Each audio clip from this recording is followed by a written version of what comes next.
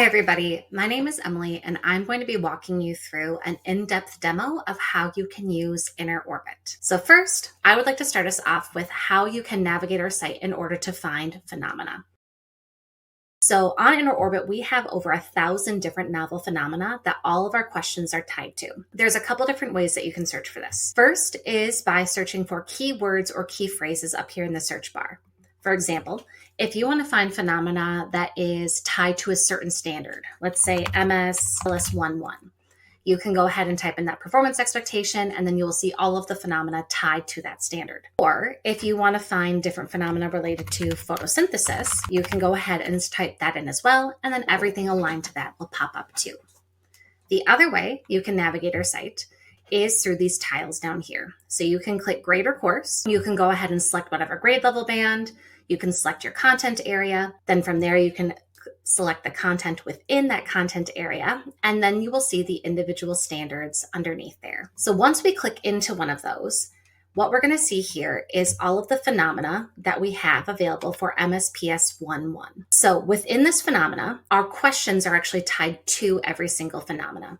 So within this cluster, phenomena, why did the soda go flat? We have 22 questions. Within this phenomena, we have 24 questions. With this one, we have 22, 21, a total of 106 questions just for MSPS 1.1 with 5 phenomena to choose from. What's nice with this is with such a large bank, you have so many different options for how you can utilize our questions and our assessments and our phenomena. So let's go ahead and actually start talking about our questions. Once you click into a phenomena, first you're going to see any relevant information regarding the phenomena, charts, tables, graphs, and then the questions are going to be popping up underneath there. Now, all of these questions are within a bank, so you can either choose to use these or not, and I'll show you how you can build assessments here in just a moment. What I first want to highlight is the different types of questions we offer. So this question here is tagged as a prior knowledge one-dimensional question. What this means is, this is actually referencing prior knowledge. So if you look over here, this is actually referencing a 5th grade standard, even though we are in a middle school cluster. These questions are great in order to assess if students actually recall and remember prior information from those earlier grade levels and can be great for our diagnostic. This is also tagged as a one-dimensional question, which means this is just assessing the DCI part of the standard, the disciplinary core idea, or just the content of the standard. We're always going to offer a handful of these. So we've got different prior knowledge, one-dimensional questions that you could choose from. After our prior knowledge questions, then we have our core content one-dimensional questions. So core content references the fact that this is still a disciplinary core idea. This is still content, but now we're going to be doing something that is on grade level. So this is referencing the middle school content part of the standard. Now, this is still a one-dimensional question because we're still just assessing the disciplinary core idea or the content tied to the standard. Again, you're going to see a handful of these available to you. And then this is where InnerOrbit's scaffolding really starts to shine. What we have here is a question that is tagged as content and concepts two-dimensional. What this means is this is still assessing content, but now we're layering in the cross-cutting concept or the CCC into the question as well. As you know, the NGSS has 3 different dimensions to each standard. So these two-dimensional questions offer students an opportunity to just use one dimension on top of the content at a time in order to really build up these skills before throwing 3-dimensional questions at them. So we're going to have 2-dimensional questions for the CCC, and we're also going to have 2-dimensional questions with the science and engineering practice or the SCP. Again, this gives students an opportunity to just practice one of those dimensions along with the content at a time. You'll see a handful of these available to you. And then finally, the last type of question we offer are our sense-making 3-dimensional question. These are the most rigorous questions that we offer because they are going to be assessing all 3 dimensions of the standard at once. You're going to notice that we have multiple choice for these sense-making questions. We will have drag and drops, not just for 3D questions, but for 2D and 1D questions as well. We are going to have some drawing questions available, and we're going to have short answer questions available as well. All questions are graded except for short answer questions and drawing questions, though we do provide this rubric in order to help teachers. So what happens is you're going to see student response pop up and then the rubric pop up, and teachers will simply click if they believe the student earned a 4, a 3, a 2, or a 1 on the DCI portion of the question, the SEP portion of the question, and then the cross-cutting content portion of the question. Then all of these will come together and compile into one raw score. You're going to see this same layout in every single cluster. So first, you'll see all the information related to the phenomena. Then you're going to see prior knowledge questions that are referencing an earlier grade level. You're going to see core content one-dimensional questions, which is assessing content that is now on grade level. Two-dimensional questions assessing content and the cross-cutting concept. Two-dimensional questions assessing the content and the science and engineering practice. And then finally, our three-dimensional questions, which will assess all three at once. So now that we talked a little bit about the different questions that we offer on InnerOrbit, now I want to talk to you a little bit about the assessments. The first thing I want to highlight is we have actually made some pre-made assessments for you. So if you're in a pinch and if you don't have a lot of time, you can just utilize assessments we've already made rather than taking the time to build your own. We offer 3 different types of pre-made assessments. So we're still within MSPS 1.1 here. So for MSPS 1.1, we have a pre-made diagnostic, a pre-made scaffolded formative, and a pre-made sense-making summative. Our pre-made diagnostics are going to have prior knowledge questions and one-dimensional questions. These are great short little assessments to give right before a lesson or a unit to see if your students have the background knowledge needed in order to continue on. Our scaffolded formative assessments have one of each type of question. So they'll have a one-dimensional core content question, a two-dimensional question with the CCC, two-dimensional with the SEP, and then three-dimensional.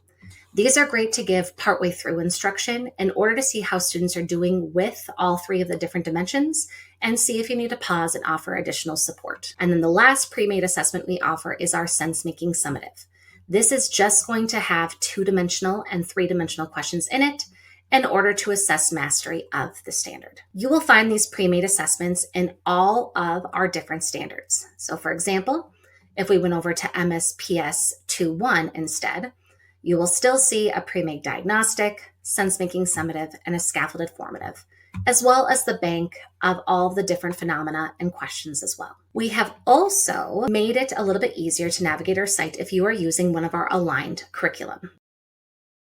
So InnerOrbit has taken some of the NGSS curriculum that is out there and we've created these alignment guides. What this means is if you're using one of these curriculum, you can go ahead and select your grade level band and your grade level. And then what we've done is we've looked at the units within that curriculum and we've compiled the standards within that unit. And what we've then done is we have then compiled our pre-made diagnostics, formatives, and summatives for you. So for example, if you're in your Launch Geology on Mars unit, you could click this diagnostic tab. And what we've done is we've made it a little bit easier to find the diagnostics for the 2 different standards that are being covered in Launch Geology on Mars. You can also find the formatives for the 2 standards covered in this unit, as well as the summatives for the 2 standards covered in this unit. You also can just click See All Standards. You'll see the 2 standards that are covered within that unit, and then you can click that standard, and then you can see the entire bank of questions that is offered, which is nice if you want to go ahead and build your own assessments. For example, if I want to start building my own assessment with this planets and volcanoes cluster, I can go down here and I can start looking at the questions. And if there's one that I want to include in my own assessment, I simply click this Add to Quiz button. What you'll notice is over here, now I have this question appearing on the right. So what I can do is go back into this cluster and I can just keep on clicking questions that I want to add to my assessment, and they will keep adding over here onto the right. You don't have to keep pulling from the same phenomena. You could actually go into other ones as well if you want to give students a chance to explore different phenomena, but they are still centered around that same standard. You also can go ahead and grab from different standards as well. So right now I'm in MS ESS 1.3, but if I wanted to build my own summative, for example, for this unit, Launch Geology on Mars, I could go ahead and go into MS ESS 2.2, go into the phenomena that is offered here, and then I can go ahead and start grabbing questions from this phenomena as well. As you'll see, you can keep seeing what you've been pulling and grabbing over here on the right. If you grab a question by mistake, you can simply click Remove Question, and you can reorder the phenomena by clicking these arrows here. Another feature that we have when you're building your own assessment is you do have the ability to modify our questions. This is really nice if you need to let's say, accommodate an assessment for students and you need to get rid of one of the answer choices. Or maybe you need to take out some of the words that might be a little tricky. So rather than rotating on the axis, maybe you can say rotating along the middle. And then from there, you can go ahead and add this to quiz. And what you're going to see here then is your question within your quiz. It doesn't change anything on our site. You're just going to have a new copy of this one on your assessment. Once you're happy with the assessment you're building, you can go down here and click Save. It'll prompt you to name your assessment. And then what's going to happen is this is going to go ahead and go into your library. Your library tab you can find at the top of the page. When you go into the library, you are going to see all of the assessments that you've been creating up at the top. You can create folders to create a folder structure if you'd like to help keep yourself organized. If you scroll down, you're also going to be able to see assessments that other teachers within your district are building as well. And this is really nice if you want to do common assessments or do some collaboration with other people.